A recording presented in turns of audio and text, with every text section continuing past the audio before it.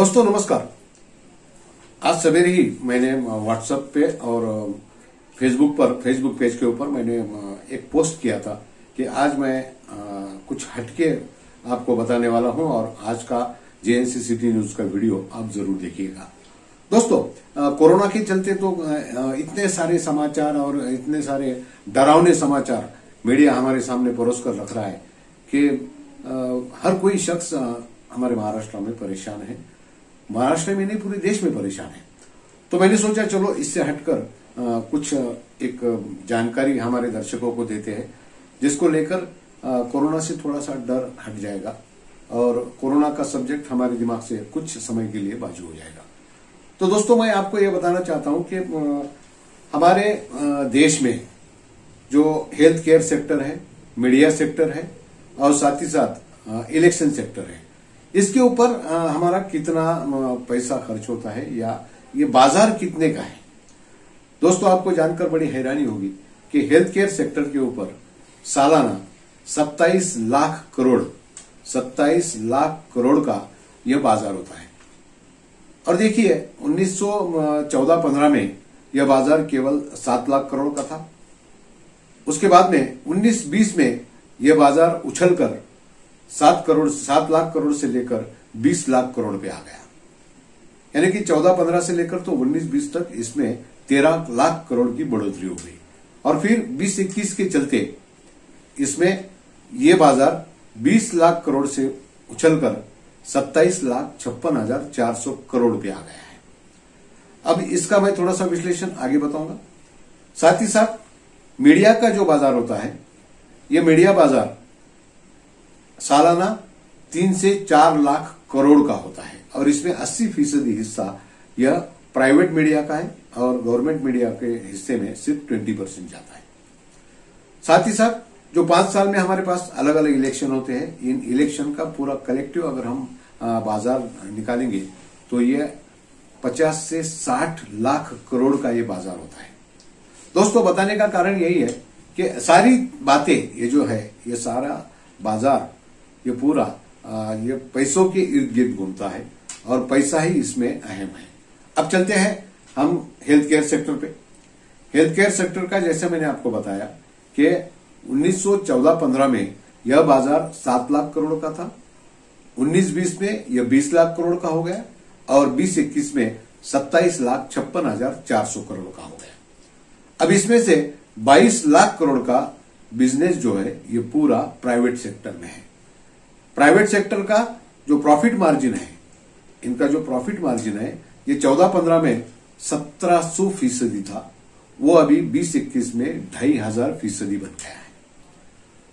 आप बोलेंगे ऐसा कैसा? तो ये ऐसा ही है।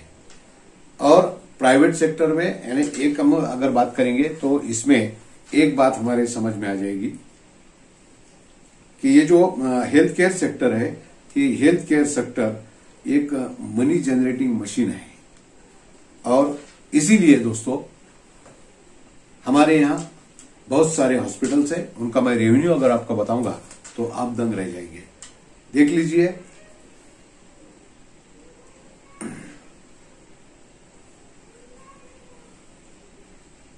अपोलो हॉस्पिटल जो 1983 में बना, इनका रेवेन्यू है करीब 10,000 करोड़। साथ ही साथ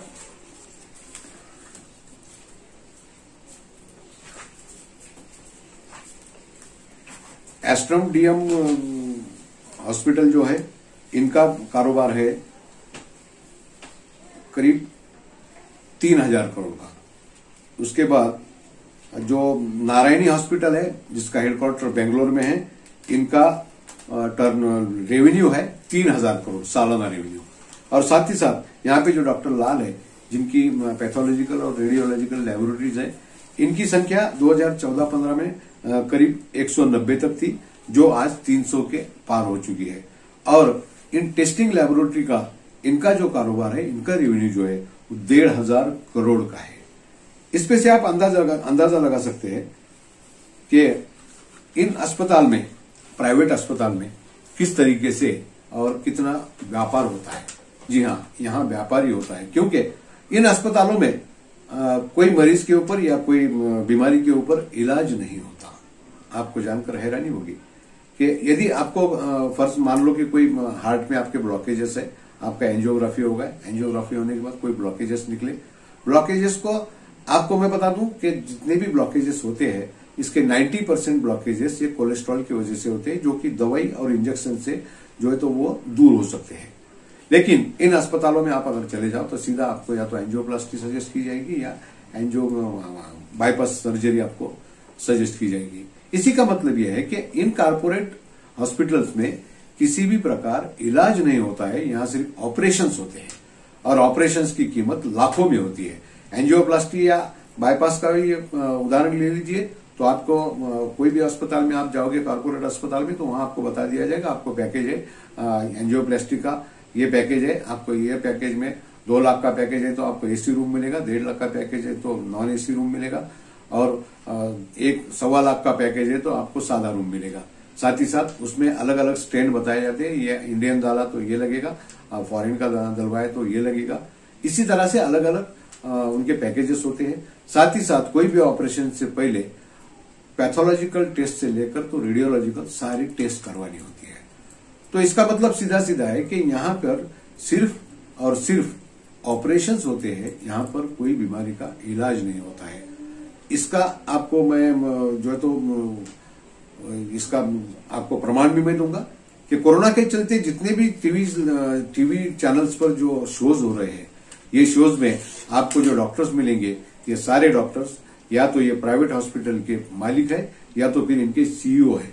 इनको डर है कि कहीं यहाँ पे अगर सरकारी डॉक्टर या प्राइवेट आम डॉक्टर आ जाए और वो बीमारी के ऊपर इलाज अगर बताने लग जाए तो लोगों को ये पता चल जाएगा कि ये जो कॉर्पोरेट हॉस्पिटल्स है ये सिर्फ और सिर्फ पैसे कमाने का मशीन है, पैसे कमाने की जगह है। और इनका जो 5 सितारा हॉस्पिटल जो है ये पूरी इमारत ढह जाएगी, इसी डर से ये सब लोग डरे हुए हैं। और आपको बता दूं कि पिछले साल भर में करीब करीब 10,000 अस्पताल बड़े अस्पताल में मर्ज हुए हैं और ये सब डील जो है ये मल्टी करोड़्स में डील हुई है। तो मैं यही आपको बताना चाहता था कि 27,56,400 करोड़ का ये प्राइवेट अस्पताल में ये पूरा कारोबार है, इनका रेवेन्यू है। और ये सेक्टर के अलावा जो मीडिया सेक्टर में हमने बताया, मीडिया सेक्टर में 3 से 4 लाख करोड़ का जो उनका बाजार है, इसमें ये मेडिकल सेक्टर का भी बहुत सारा हिस्सा है। ये लोग उनको अपने ऐड देने के लिए या उनको प्रोटेस्ट करने के लिए मीडिया को यूज करते हैं। साथ ही साथ जैसा इलेक्शन का हमने बताया कि इलेक्शन का 5 साल का अगर आप कलेक्टिव खर्चा निकाल लो, उसका पूरा कारोबार निकाल लो, तो ये 50 से 60 हजार करोड़ का ये कारोबार है। तो दोस्तों ये सब चलते अब हमें थोड़ा सा कोरोना पे मैंने तो बात नहीं करनी थी, मैंने कहा था आपसे कि मैं कोरोना पे बात नहीं करूंगा, लेकिन कोरोना पे भी बात आ ही जाती है। तो अभी आप कोई भी 5 सितारा हॉस्पिटल में चले जाओ तो वहां पे एक दिन का खर्चा कम से कम 1 से 1.5 लाख रुपया है। कोरोना का भी अगर वहां इलाज होता है तो कम से कम 15 से 17 लाख का वहां पे खर्चा बताया जाता है। वही सरकारी अस्पताल में आपको मुफ्त में इलाज हो जाएगा।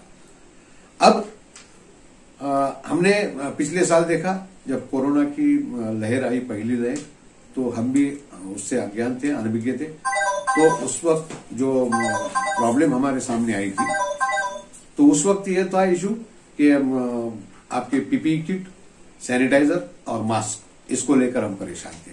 जब सेकंड वेव आया तो इसमें हम अभी ऑक्सीजन और मेडिसिन, खास करके रेमडेसिविर, इसको लेकर परेशान है।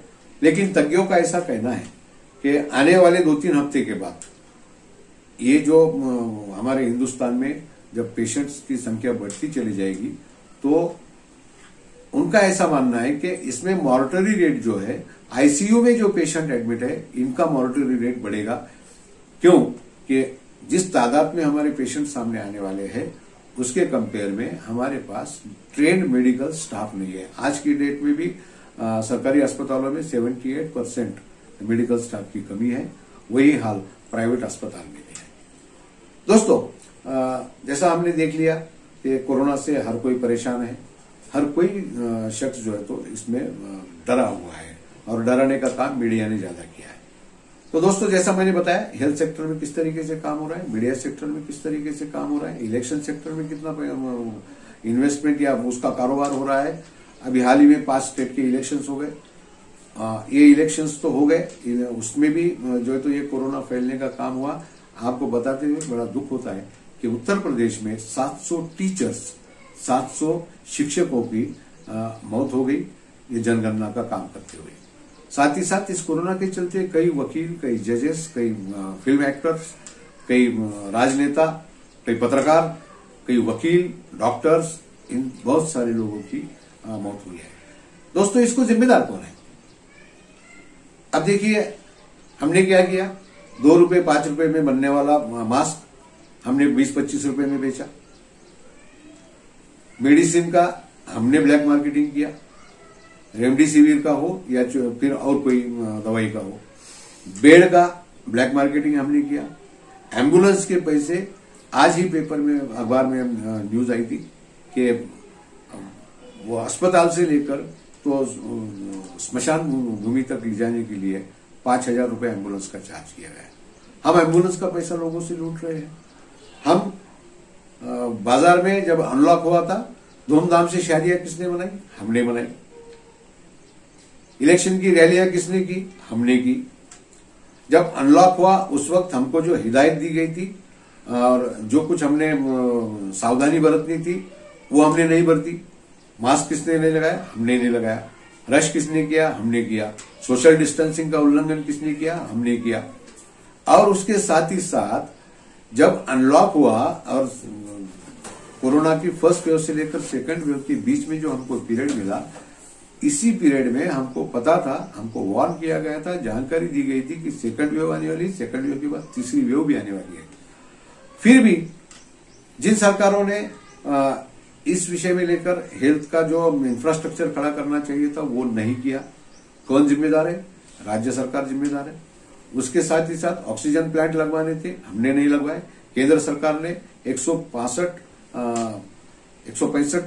ऑक्सीजन प्लांट्स लगवाने के लिए अलग अलग राज्यों के लिए कहा था। राज्यों ने सिर्फ जमीन देना था, जमीन के कंसेंट देना था, उसके टेंडर निकल चुके थे और केंद्र सरकार वो खर्च करके बनवाने वाली थी। कितने बने?